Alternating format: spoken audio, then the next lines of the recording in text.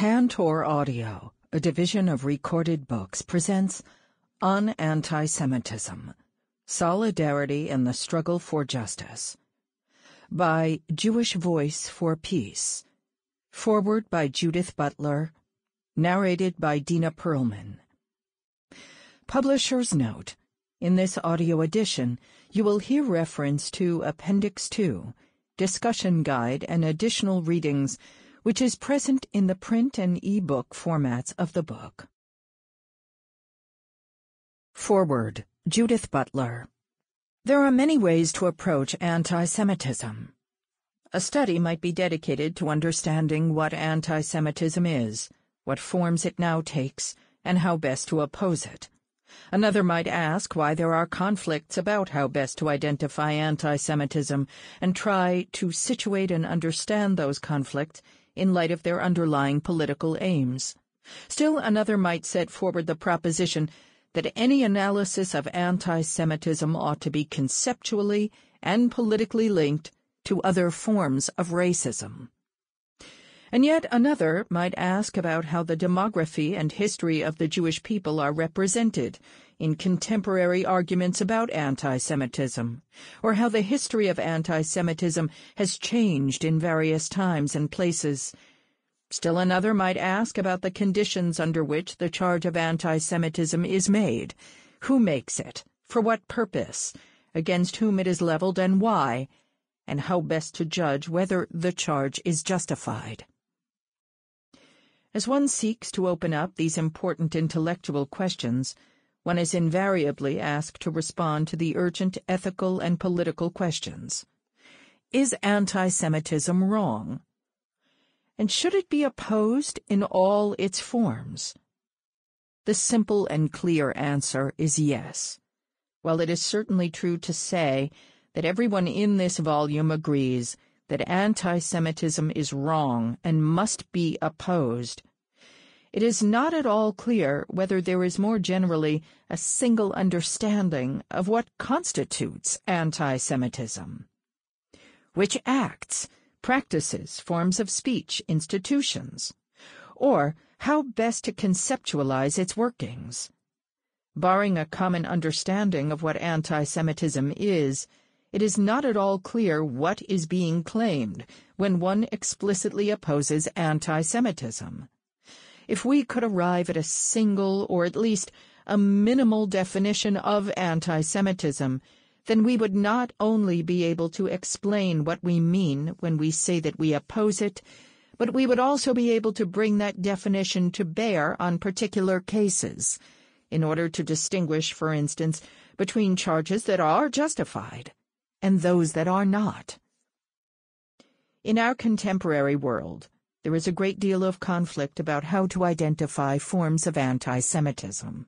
First, anti-Semitism is sometimes cloaked as something else. It takes a fugitive form when, for instance, a discourse emerges that presumes that there is a group that owns all the banks, or that actively makes use of conspiracy theories to explain how political events take place. The word Jew hardly has to be mentioned to be already nefariously at work in such a discourse. The same can be said about any reference to the blood libel, a scurrilous rumor that has been tenaciously circulated against the Jewish people for centuries, justifying attacks on and murders of Jews in Eastern Europe.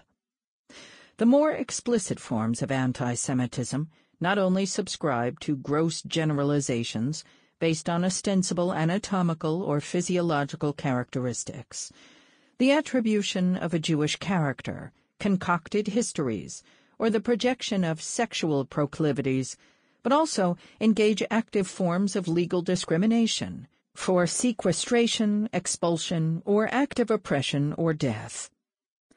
Genocide is the most extreme version of anti-Semitism, and boycotts against Jewish businesses, especially in the history of Germany, are also clearly part of the history of anti-Semitism. These are all examples of anti-Semitism, but they do not, taken together, give us a single definition that could serve our purposes. In fact, Far more important than a single definition of anti-Semitism would be an account of its history and its various forms, the language, the attitudes, actions, and practices, the policies. That is the only way to know what it is, and that means we cannot expect that a single definition will hold for all cases. Or rather, if we do establish a single definition, it will of necessity be so broad that we will not be able to say immediately how and when it should be applied. After all, the charge of anti-Semitism depends on the ability to identify anti-Semitism in its various instances. And here is where the matter of interpretation does come into play. Given the contemporary framework in which the matter of anti-Semitism is discussed, the conflict about how to identify its forms, given that some forms are fugitive, is clearly heightened. The claim that criticisms of the State of Israel are anti-Semitic is the most highly contested of contemporary views. It is complex and dubious for many reasons. First, what is meant by it? Is it that the person who utters criticisms of Israel nurses anti-Semitic feelings and, if Jewish, then self-hating ones?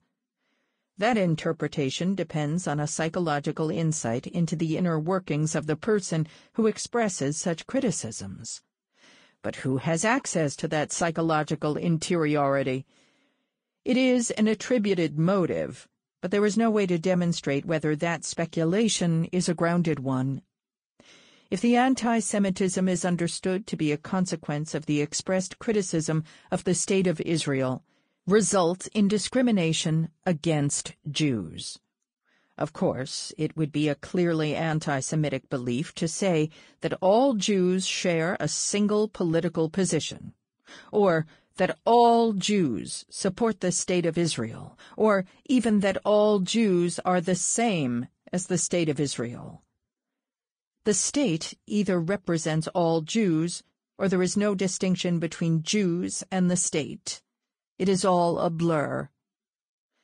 The latter claim rests on a gross stereotype and fails to acknowledge the various viewpoints and political affiliations of Jewish people who have very different histories, locations, and aspirations.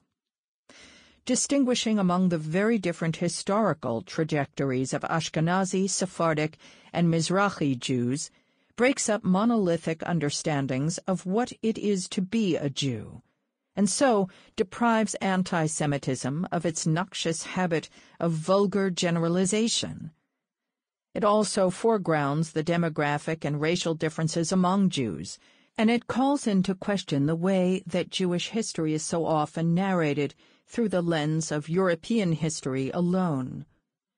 That some Jews suffer discrimination on the basis of their Arab origins also foregrounds the way that both racism and anti-Semitism can operate in tandem, but also how intra-Jewish hierarchies are built.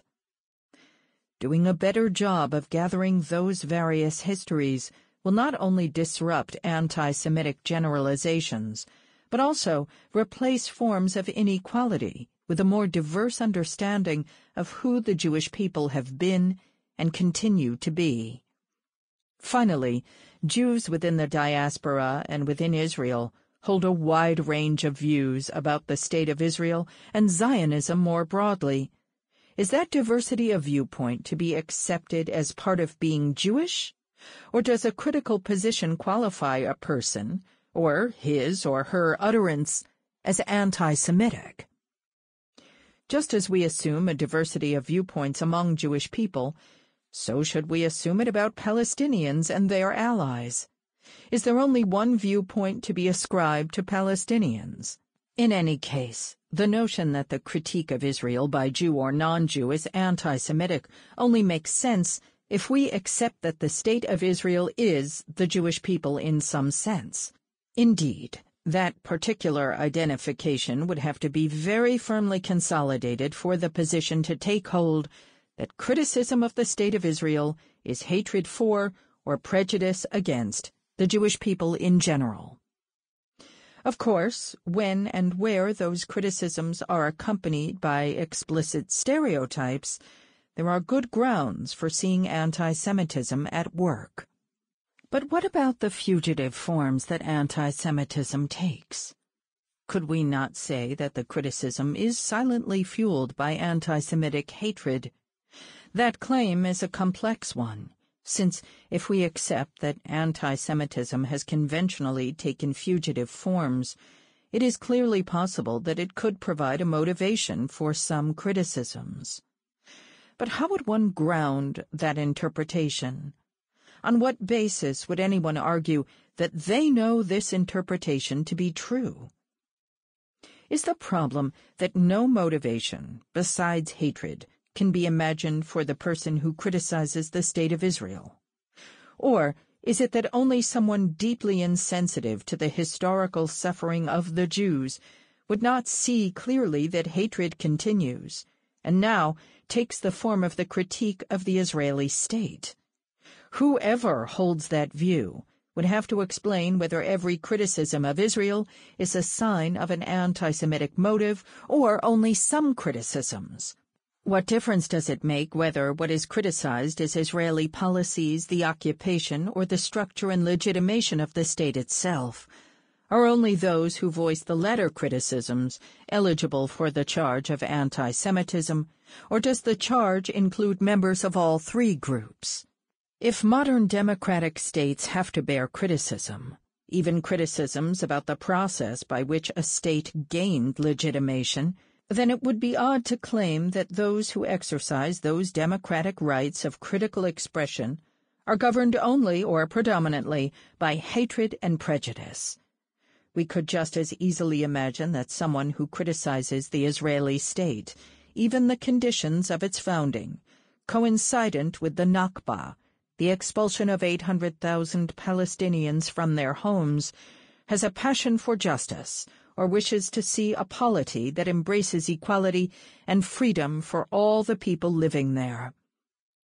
In the case of Jewish Voice for Peace, Jews and their allies come together to demonstrate that Jews must reclaim a politics of social justice, a tradition that is considered to be imperiled by the Israeli state. So under what conditions does a passion for justice become renamed as anti-Semitism? It cannot be that the only way to refute the charge of anti-Semitism in these debates is to embrace injustice, inequality, and dispossession. This would be a cruel bargain indeed. Similarly, when Palestinians call for an end to colonial rule, administrative detention, land confiscation, and violence done against their communities, are they not motivated by a desire for freedom, equality, economic and political justice? The shared Palestinian desire to be released from colonial rule is surely a reasonable desire, one that is broadly admired and valued in other decolonization struggles, South Africa, Algeria. For that desire to be renamed as fugitive anti-Semitism seems then to be a part of a strategy to delegitimate that struggle.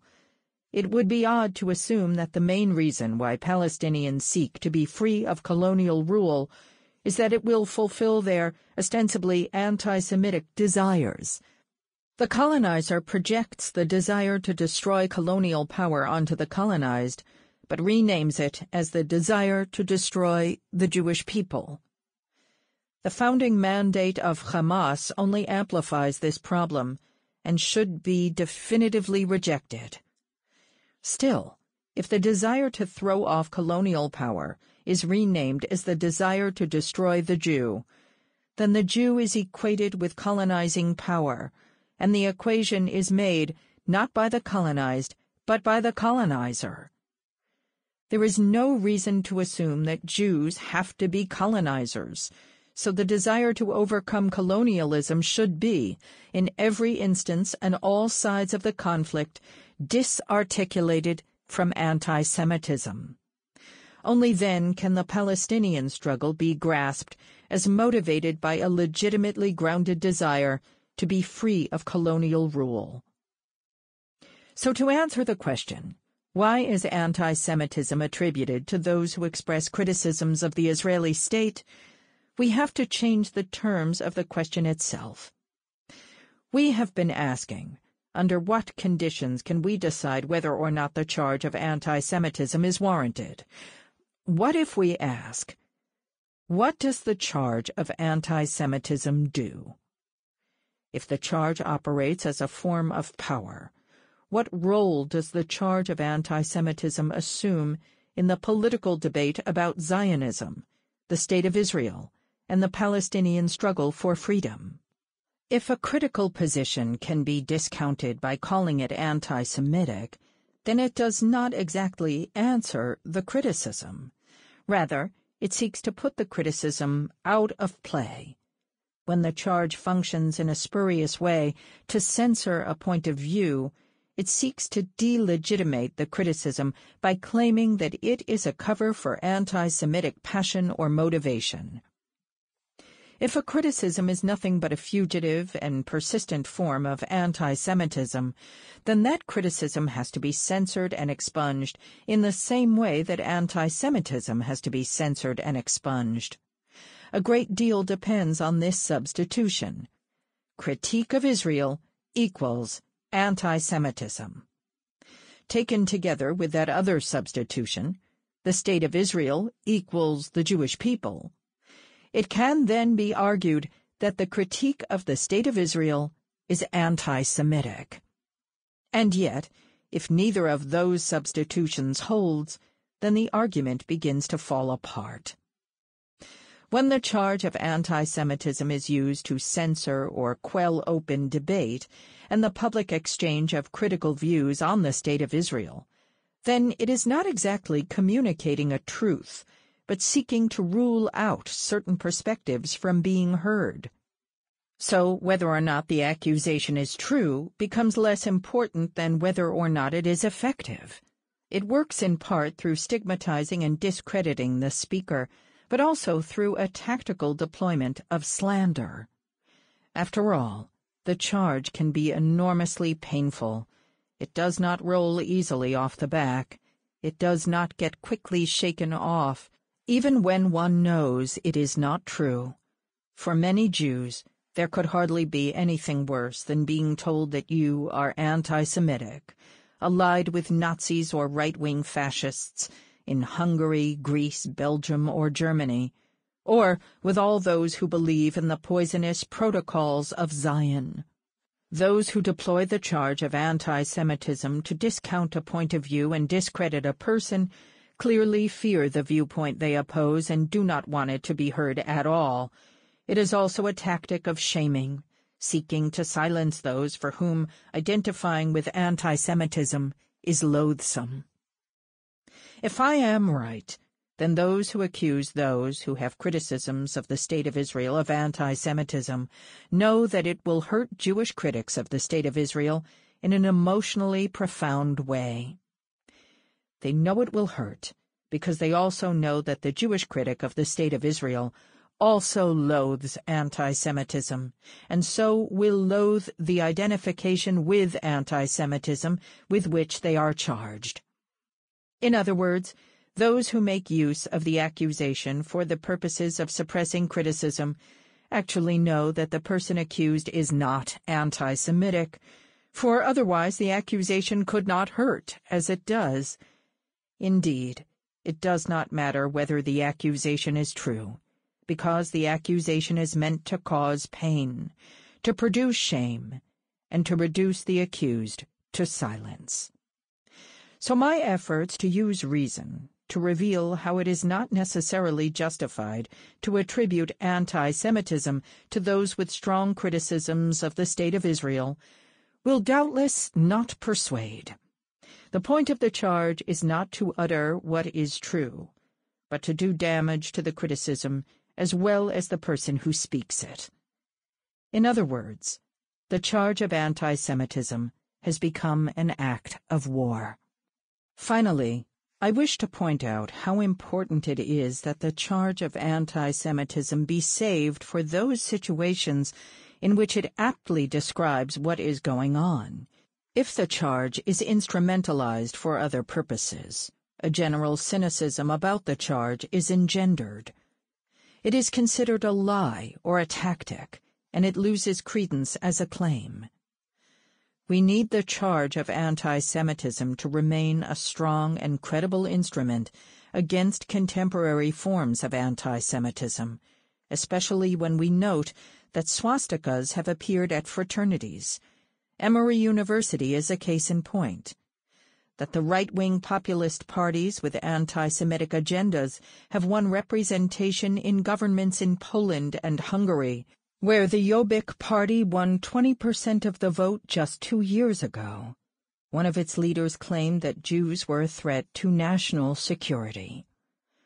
Golden Dawn continues to draw popular support in Greece.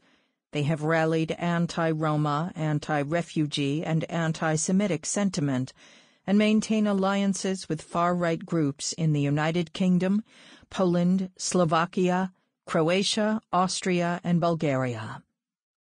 A resurgence of fascist ideology is now happening in Austria, reanimating the scourge of Nazism. And the United States has now joined ranks with it. The rise of hate crimes in the immediate aftermath of the Trump election targeted Jews, blacks, Latinos, and Arabs.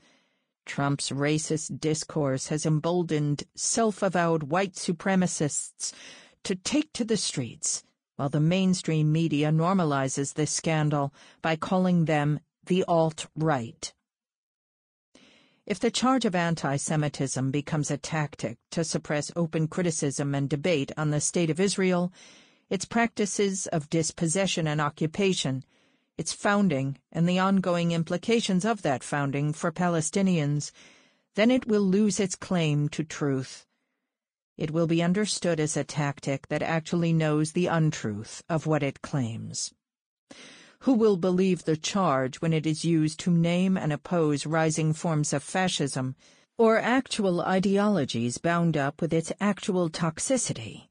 We should not waste our words, the words we need to name and oppose forms of oppression that are on the rise with new forms of nationalism and populism.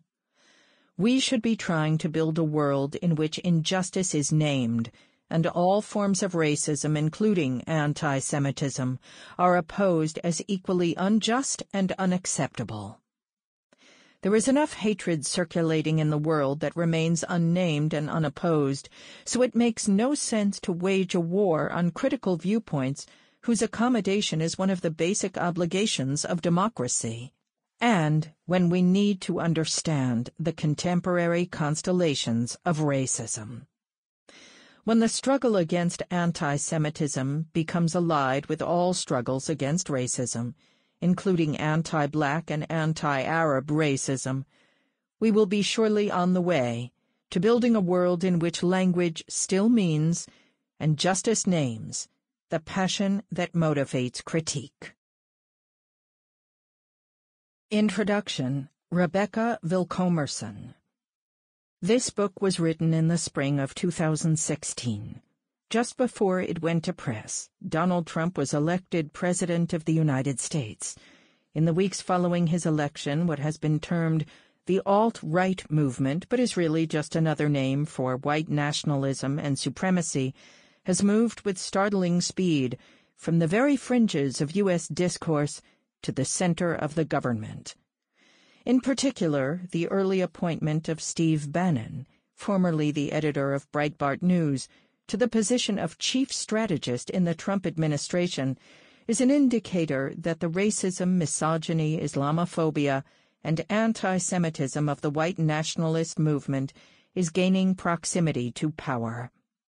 Anti-Semitism is a key tenet of the movement, and in addition to an upsurge in physical attacks and acts of harassment toward Muslims, queers, and people of color in the wake of the election, there has also been an upswing of Nazi-themed graffiti and publicly expressed anti-Jewish sentiment. At the time of this writing, we know very little about the era to come. While the open anti-Semitism that has emerged is absolutely appalling, we continue to be most urgently concerned by the policies targeting Muslims and immigrants that were a key element of the presidential campaign and are under serious consideration by the new administration. At the same time, the acquiescence and even support for Trump in his appointments by a number of mainstream Jewish institutions is opening a new conversation about how support for Israel and support for Jewish people are not only equivalent, but sometimes at odds. In fact, a noxious stew of Islamophobia, anti-Semitism, and racism is emerging that remarkably converges on one point: support for Israel. We hope that this collection will be useful in providing context for not just the current movement, but where we have been and where we are going. Regardless of what happens next, one thing we know for sure: it is the responsibility of all of us to renew our resistance to all forms of bigotry and oppression. In 2004, Jewish Voice for Peace, JVP, self-published a modest volume entitled Reframing Anti-Semitism: Alternative Jewish Perspectives. At that time, JVP was a small Bay Area organization, but the question of how to disentangle the actual anti-Semitism that still exists in the world with the way that accusations of anti-Semitism are used to suppress the conversation about Palestinian rights was already a challenge. In the years since, while the political conversation about Israel-Palestine has shifted enormously, the questions raised in our earlier book are as relevant as ever. JVP is now an organization with national reach and scope. At the time of this writing, we have 65 chapters around the country, over 210,000 online supporters, 300,000 Facebook followers, and 10,000 dues-paying members. We have a rabbinical council, an artist and cultural workers council, an academic advisory council, and a labor council, providing many different paths into membership in JVP and opportunities for action depending not just on where we live, but on our deepest professional and vocational affiliations. We are working in partnership with the Jews of Color, Mizrahi, and Sephardi caucus, which is leading us in confronting the ways in which we have not dealt with issues of racism, internal oppression, Ashkenazi dominance, and the erasure of the Mizrahi Sephardi experiences inside JVP and in the Jewish community more generally. In short, we have a new commitment to create a community that is a true reflection of the reality of who makes up the Jewish community. We are struggling toward a new model for a Jewish institution in this country, one where we strive to be a place where you can bring your whole self. Several members of the councils and chapters, as well as the aforementioned caucus, are represented in this book.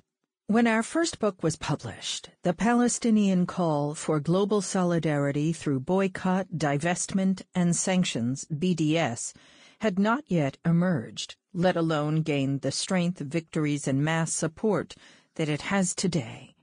And in the past few years, the latest manifestation of the struggle for Black lives in this country has renewed the discourse about white supremacy and the intersectionality of struggles for justice in our own country and around the world. But in the same period, perhaps in response to the growing strength of the movement for Palestinian rights, there have been increasing efforts by those that unconditionally defend Israel to include criticism of Israel as part of the definition of anti-Semitism. Dubbed the new anti-Semitism, it defines Israel as the Jew among nations in order to shield it from criticism, and has gained broad acceptance in the intervening years, leading to a dangerous blurring of lines that equates criticizing the actions of a state, Israel, with hatred of Jewish people. So, while much has changed, much is still the same. On campuses, in churches debating divestment, and in our own communities, the same quandaries are still at play. How to talk productively about anti-Semitism when so often The accusation of anti-Semitism is used as a cudgel to repress substantive discussion and whether criticizing Israel is anti-Semitic. This new volume aims to offer something new in response to the current Sample complete. Ready to continue?